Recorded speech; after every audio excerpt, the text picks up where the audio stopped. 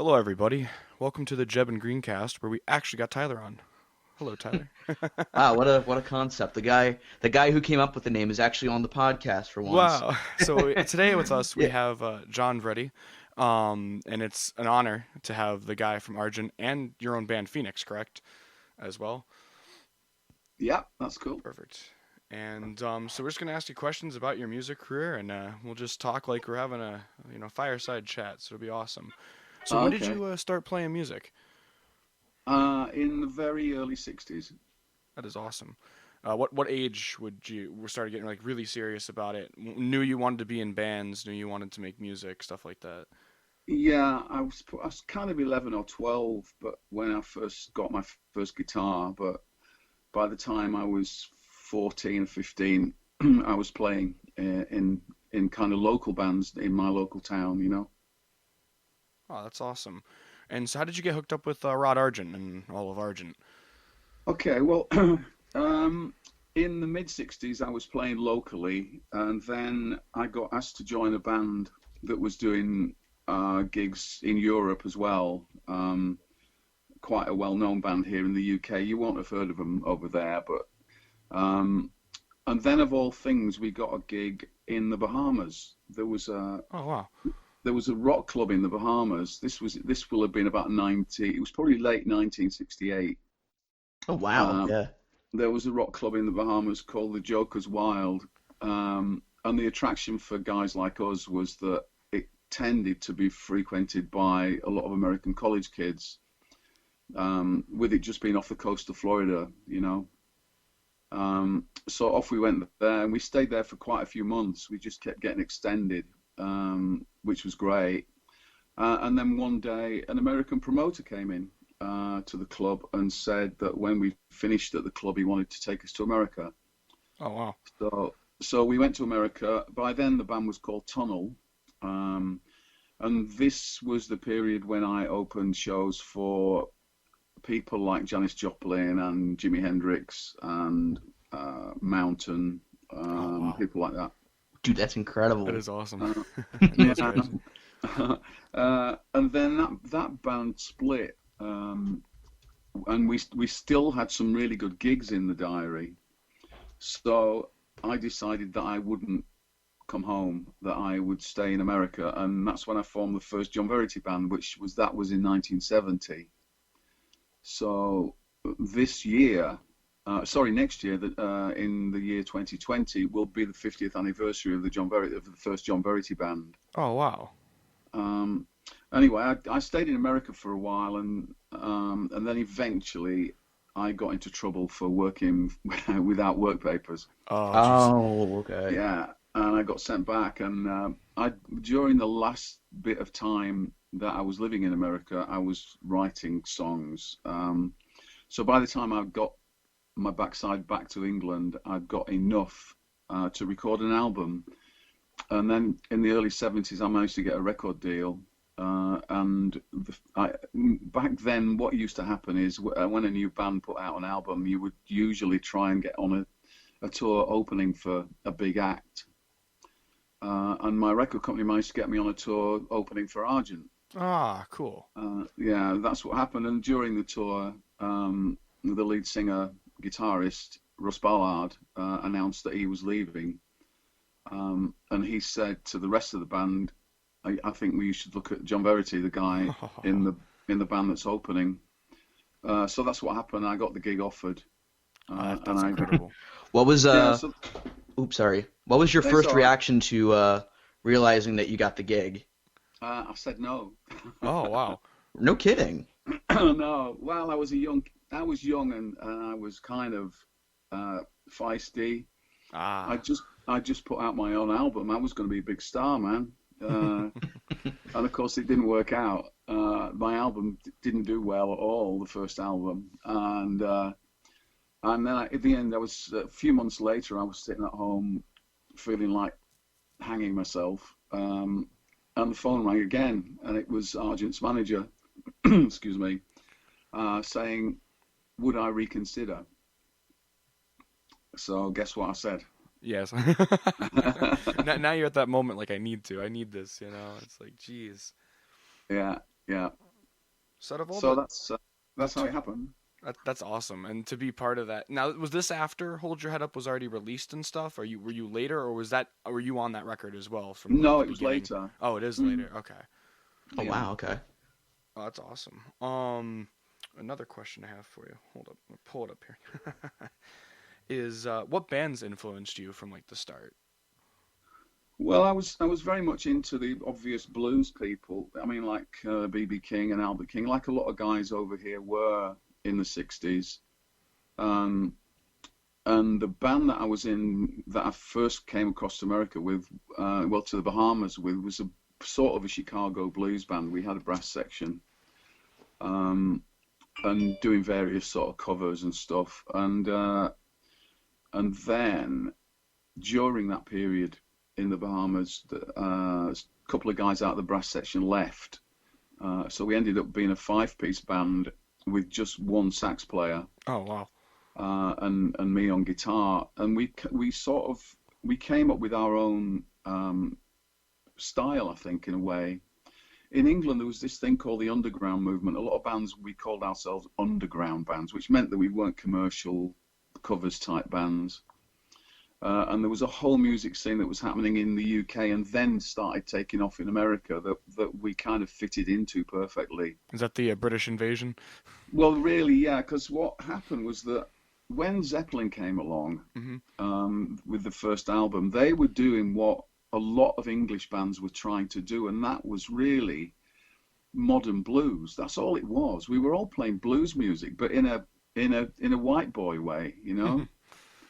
Yeah, it Um, was like John Mayall too is I think part of that as well with yeah, the well, the Blues blues, Breakers. the blues. I mean, you could go into just about in the late '60s. You could go into just about any bar in England, and there would be a Blues Breakers, stroke, Fleetwood Mac's type band, or maybe even them. I mean, they were on the pub circuit in the late '60s. You know, Fleetwood Mac, 10 years after, Zeppelin, Deep Purple, all those bands were Yeah. just on the small circuit, all cutting our teeth, and learning what eventually became that British invasion, which was basically just blues music, but with a real kick up the arse, you know. And it's like that hard rock heavy, like this is what we're proving. And then you got Clapton like real early, and then you got the psych scene coming in too, and it's like, Yeah, oh, this whole blend of time, it's amazing. mm, yeah. Tyler, if you have any questions, go ahead, man. Oh no, you're good. Keep Okay, going, I man. want to make sure. Just want to pass back and forth. So you're on tour currently, or did you just finish up? I know I mentioned when we were talking that you were coming back. How did that go, the stage, and who have you been playing with recently? Well, I mean, I'm on tour permanently now, Oh, really. awesome. You know, I just gig all the time. I've just focus on the UK. I'm happy doing that. There you go. I've kind of been around. I've travelled enough, you know. So there's quite a healthy scene here in the UK now. That's awesome. We were in Wales at the weekend. We go up to Scotland soon, and then you can drive into mainland Europe now. We've got a tunnel now from the UK Oh, cool. into France, so you can stay in your van. You just drive onto the train. The train goes underwater for a bit. Really? Yeah, That it is goes under. cool. Oh my It goes God, yeah, that is yeah, That is that goes that under, is unique. the next level shit right Yeah, there. yeah. yeah, it goes under the English Channel. Yeah, and then you drive off the train at the other end, and you're in France, and you're right next to the highway, Oh, that's cool. and you can drive straight to Belgium. You can drive straight to Germany. You can drive straight to Austria. You can just. It's so easy to gig over here now without getting on an aeroplane. And with all one of the downsides with touring these days, if you're flying everywhere, is that you can't take any equipment with you. Ah, yeah, and then Um, also you're worried you about can, things happening too. Like if you can. well, Yeah. well, the biggest downside with that is that you're at the mercy of the promoter. So the Hmm. promoter asks you what kind of amp you want, and you tell him, and he ignores you. And he Oh yeah, provides that's the worst. Yeah. yeah, he provides you with a pile of crap, and then you're expected to go on and play really well. And I can't go there anymore. I'd rather get in a van drive and go under the sea and drive to the gig and take all my gear with me, you know. Yeah. How have you, John? How have you been able to adjust with traveling on the road full time? Well, it's been my whole life, you know. I mean, we're talking about over 60 years, you know, close to 65. Well, no, 65 years I've been doing this now. Oh wow. Holy shit! So, so yeah, it's what I do. It's just what I do. And it's some kind of like a party, you know, and it's like, yeah, and it's like as younger artists, both of us too, we're looking in to try to get gigging and stuff, and it's you look at it like, oh my gosh, how do I do this now, you know, versus the scene then, and it's tougher, especially in the US. Yeah. It's a lot tougher now. There's not a lot of scene for rock. It's coming. It's just taking its sweet time. And it's just all these indie bands are trying to make it, and there's some really cool bands out there that have tried to just keep it going, and it's good that they're still around to help the the newer coming up. But I'm glad to hear that the UK is still rocking, which is good because we need that. We need the world to finally figure a way to transfer it over to us. It's not so healthy. It really isn't so healthy here. Oh, okay, so it's still. It is really really difficult. I'm lucky because I've got a little bit of a track record. But for young bands, it's hard. I mean, a lot of young bands are playing for very little money. You can't make a living I know that if I do a festival, for example, there might be 10 bands on there.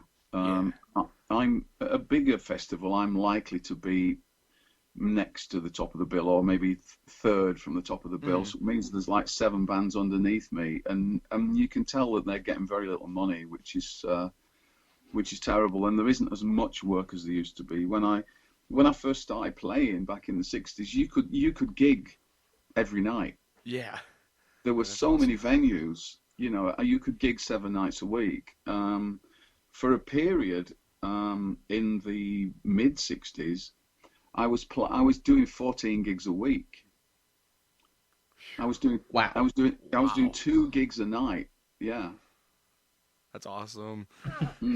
Especially when you love to do it too. Like it's part of the passion, you know, and it makes it. It's like. Especially when you're learning your craft. I mean, there's nothing. Yeah, for sure. Yeah. I've never ever been any good at rehearsing. I can't rehearse. I hate it so much. I'd rather play in front of an audience and maybe make a few mistakes. We got our first paid gig for and it's a really cool experience, and we gotta we do practice, and we're doing like a cover of the Rolling Stones. We're doing Dead Flowers, and I've gotten to the point now where I just don't want to play it anymore, which is good because you want to keep playing it because now you know it.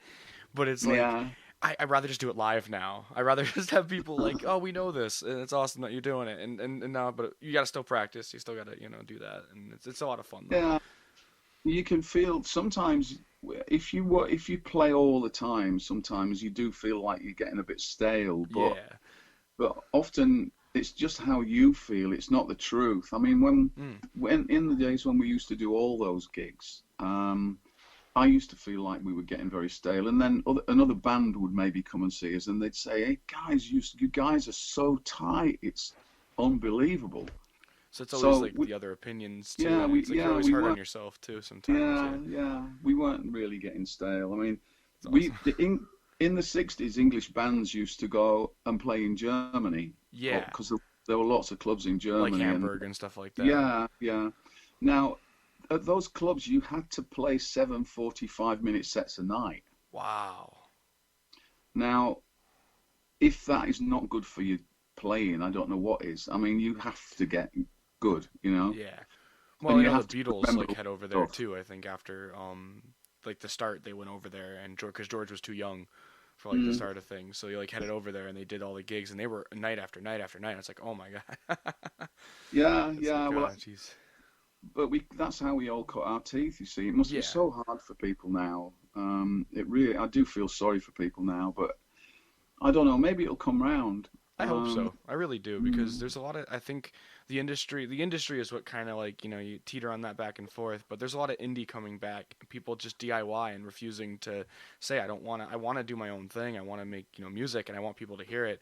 So it's interesting to hear. It's tough that even the big names as yourself, it's the industry isn't still there. It's not what it used to be, it's tough.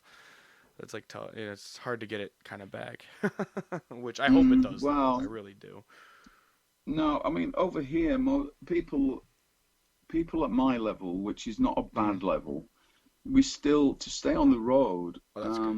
we still have to compromise. You know, we often have to do gigs that we probably wouldn't want to ideally do, but just to keep us on the road. You know. Yeah, and that makes sense too because you got to get the name still out there. You know, you got to keep it your brand still going. You know. Yeah. I mean, if we're in Scotland, for example, and we've Mhm. got a gig on Wednesday and a gig on Friday, we don't want to sit in a hotel on Thursday. No, you wanna be doing stuff. We want to be Yeah. so we'll do a gig somewhere, even if it's in a bar, you know. And it's cool for like audiences like young people that would know you, surprised like, "Oh my God, we went to a bar and saw them." It's like really cool experience too.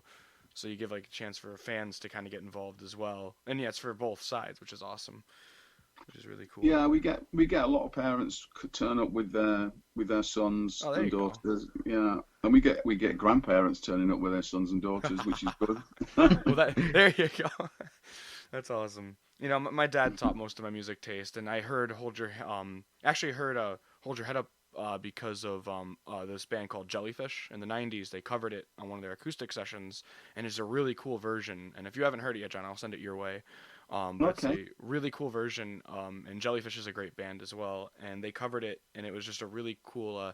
They did Badfinger too, No Matter What, which I'm a huge Badfinger fan too. So it's like this is awesome that they kind of like a throwback to the '60s. So and that got Right, me into right. Argent, and then I found the Pheonix record at a flea market around here, and I was like, I know who this is, and so I bought it. And I was like, all right. So actually, if you wanted to go into Phoenix for a little bit Oh as yeah, well, yeah. yeah. How did Phoenix come to be? Okay, well, when we were touring in America with Argent, what ended up being the last tour, we were snowed in Cleveland of all places, and we couldn't get out of the airport. And we were stuck there for about 3 days, and we started to talk, probably in a way that we wouldn't normally have done when we were on the road, about what we were going to do next and everything. And I'd said that I was going to form another band alongside Argent because I wanted to do something a little bit more straight ahead Hmm. musically. And everybody was cool with that. And Rod said he'd got some songs that he wanted to do that wouldn't be right for Argent, so he was going to do a solo album. And then the more we talked about it, we just said, shall we just stop this? And it turned out that everybody, without saying anything to everybody else, kind of wanted to stop the Argent thing Oh wow. and just do other things. And then a couple of days later, Bob Henry, the drummer with Argent, approached me and said, you know this band that you're thinking of doing, Jim and I would like to do it as well. Jim being the bass player, Jim Rodford. Hmm. So Pheonix ended up being three of us out of Argent, whereas, originally it was going to be just my band. I thought that I was just going to form a band. But it just worked out really well because it meant that we could stay together. We were used to playing with each other, and we were tight, So that's how the Pheonix thing happened, and I'd already started writing anyway for my supposed new band. So that was it. We decided that we were going to wrap Argent up, and everybody was going to do different stuff, except that Jim and Bob and myself would stay together and be Pheonix. And that's awesome because you could feel the Argent influence, of course, being it, but it's like it is Yeah, different. It is different. It's your own thing, and I love that album. I think it's the first one, the black one with the Phoenix on it with the the gold. black one. Oh yeah, Yeah, and yeah, that one's really cool. good. I really enjoyed that. And I'll have to Good. send you a picture of my copy of my 1,000 records. I gotta find it. I'll have to find it and I'll send it to you. I love that album. Tyler, do you have any more questions? If not, Let me see. Yeah, I think I think we covered so you've everything. If so not, so do you still so John, do you still tour in America, or when was the last No, time you played in America? oh, it's a long time ago. A long, long time ago. I mean, um, yeah, it would be the 80s, I would think. Wow. Yeah, I did look into it probably about 5 years ago, and it just wasn't going to be financially viable. And the way things are at the moment politically over there, it's not Yeah. going to happen. Yeah, No, I it's tough for bands to like even Praying Mantis with Tino Troy and stuff. We have Tino hopefully coming on in the future, and he was going to try to like he said it's not easy. He goes Maiden's lucky they do it. Iron Maiden they're lucky enough to be able over here and Priest too, but it's enough. It's like it's really hard. Yeah, it's just it costs a lot of money to even apply for a visa now, Oh wow. and then you can be turned down and you don't get your money back. Oh And we're talking thousands here. jeez, that's ridiculous. These bands So just want to spread their music and bring it to fans, and then over here we're like we love the music, that's the stuff we love, and it's like we can't even get the shows, because the artist can't get here. Oh, it's yeah, tough. yeah. So it's. I mean, I get a lot of inquiries from people over there, and I just have to say the same thing, that it's unlikely at the moment, unless things change. Hopefully they do. I really do. I hope that sometime, just someday, you just get a light bulb and somebody brains goes off and goes, hey, you know what? Why don't we get bands from the UK back, or anything? Just because it's cool that we have like small things here, but it shows that the world's changing. Because they tried to do a Woodstock remake and it didn't. It flopped. It flopped completely because they were charging way too much, and that's not what Woodstock was for. Woodstock was band No. people together. yeah, Even it though really wasn't. in No. historic events, it's not the greatest thing, but it looked for that moment there. It banded so many people together to the love of music, And and that's compared insane. to what Woodstock used to be, there's no way they could recreate. No, They could ever top that. they actually No, I'm- tried in Connecticut, where I'm from. They did. There's a town of Woodstock, so what they did was the governor did a small thing and had like John Fogerty and stuff, which was cool. But it's more of Oh, a yeah. salute. It's not a remake. It's more of a salute, which makes more sense. But Well, when I was living in America after the Bahamas, I mean, the whole that was around the Woodstock time, obviously, cool. because it was 60, 69, 70.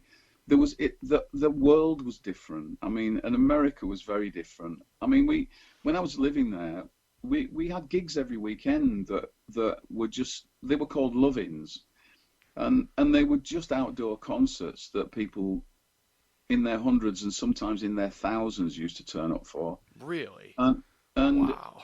and it was just I can't explain it.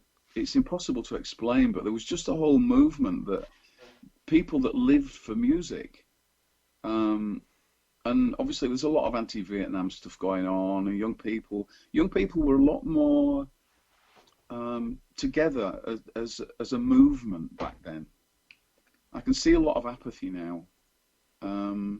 If people didn't believe in something, or they had a problem with something, they used to come out and say it. People kind of seem to keep their head down now. Do you know what I'm saying? Mm-hmm. Yeah. But the love-ins were just basically about people being nice to each other. I don't see anything wrong with that at all. And that's beautiful. No, that's what music's supposed to stand for, and it's awesome to have that. Were you in a band called Charlie by any chance? Yeah, I did an album with Oh, Charlie. that's awesome. If you wanted to go into that as well, that would be perfect. Yeah, Charlie was Pheonix kind of morphed into Charlie. Oh, okay. When I did the last Pheonix album, I'd started to get into the studio scene. I'd bought shares in a studio in London because I figured that's what I wanted to do. I'd kind of made my mind up to come off the road and get into record production, because I'd done a few albums anyway with other people. Oh, wow. Oh, totally. Yeah. Did you have any stints as a session musician as well, or? I did lots of that stuff. Yeah, I played on a lot of stuff. You were with Pat Benatar too, right? We With the we Encore, I toured think it with was. that was with Wow. Yeah. that was with Brian Connolly from the Sweet. Yeah, I was just gonna mention your connection with him, with Brian. Yeah, I produced his solo stuff when he left the Sweet. But Do you guys still keep in contact, or? Sorry? I'm sorry. Do you guys No. still keep in contact? Well, Brian's not with us anymore. He Oh, died. Oh. Yeah, Oh, right. yeah, he was unwell. But the studio that I was using when I did the Brian sessions apologize, yeah. was the one that I was part owner of, and Charlie came in to do some stuff, and then they asked me to get involved in the production, and then, and then Charlie's lead singer guitarist asked me if I'd do some singing, and then he asked me if I'd do some guitar playing. Ooh, nice. Ooh, yeah.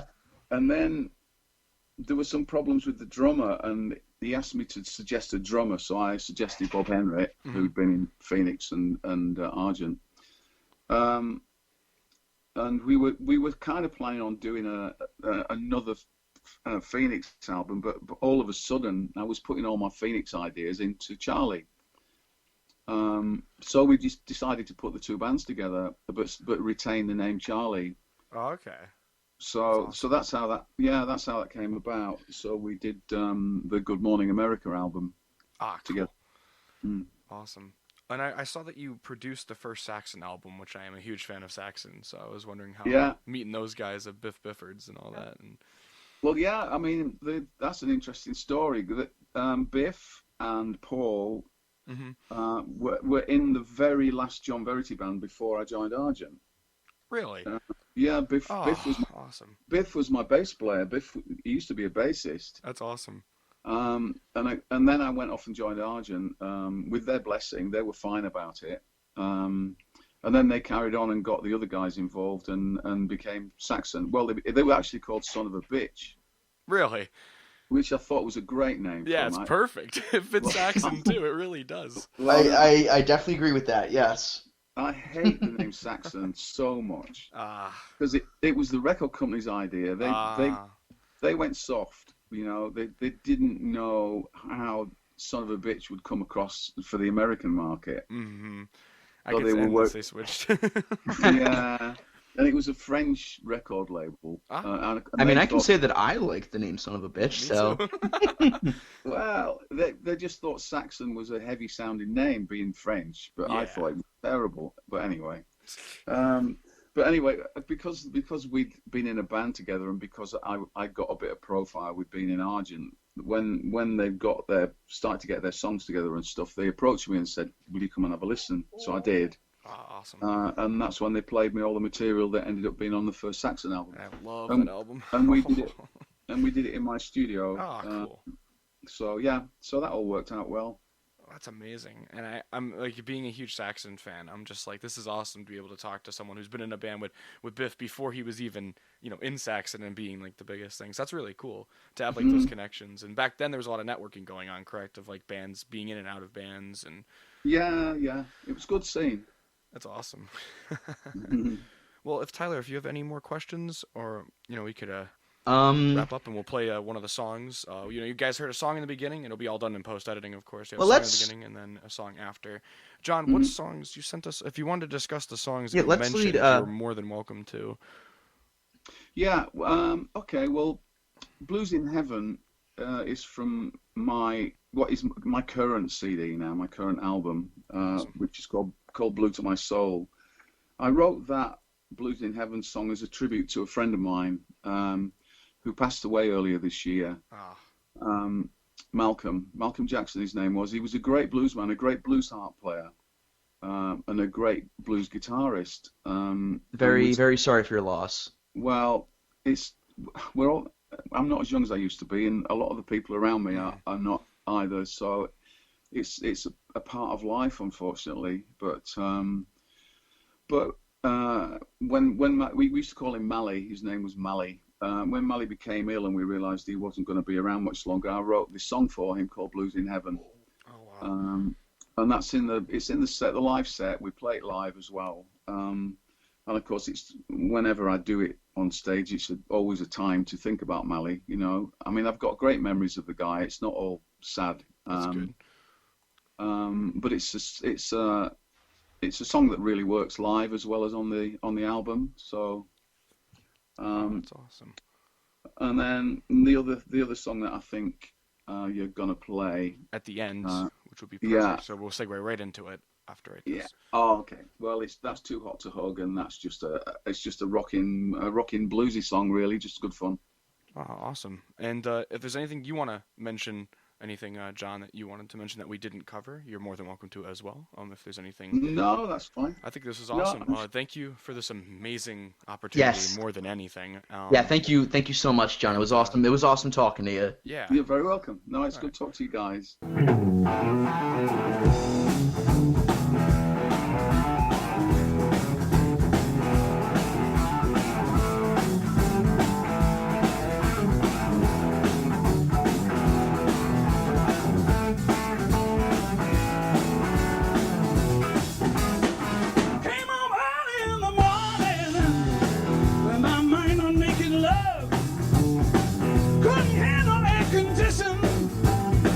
The heat inside the house was tough. I went into my baby's bedroom. She said it's too hot to hug. Too hot. Too hot to hug. Too hot. Too hot to hug. Feel like making love. Shut it's too hot to hug. See you later, alligator. You're trying to take me for a fool. Gonna need a respirator. You can't keep the bedroom cool. You better show some respect. The place is a mess. I'm gonna need the guys that shoot some fool. Too hot. Too hot to hurt.